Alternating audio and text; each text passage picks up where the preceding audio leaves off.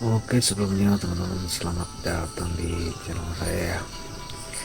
Ya, kali ini saya ingin memberikan review ya untuk Stadium Pack untuk PES 2017 tentunya ya.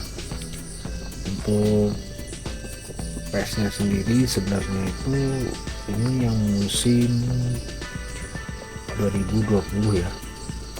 Cuma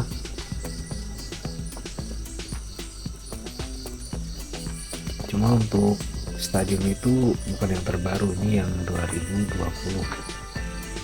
Tapi walaupun begitu, untuk stadium ini bagus ya teman-teman.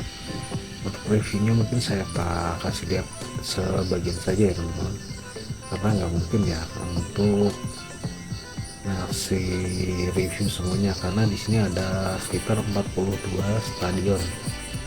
Nah, buat teman-teman yang mungkin belum nemuin stadion yang kurang pas, bisa coba untuk yang stadion ini yang musim 2020. Nah, caranya itu sama aja ya teman-teman. Untuk pasang itu ke DzPlayZ generator ya, sebelumnya udah saya kasih tahu berkali-kali untuk cara pasangnya, dan kita review aja. Untuk yang pertama ini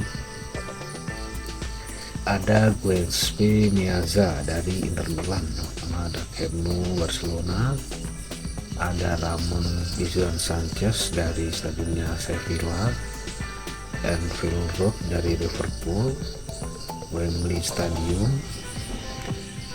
terus Olimpico Stadium, Old Trafford, ada The Louis Stadium, Stamford Bridge, Parc des Princes, Allianz Arena, Etihad Stadium Man City.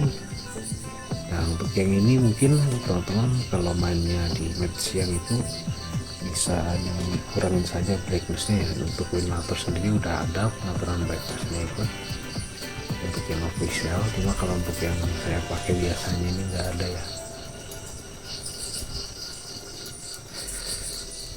Stadion ada Terbaru No, San Paulo, Emirates, Davil de Miro, Venice Arena,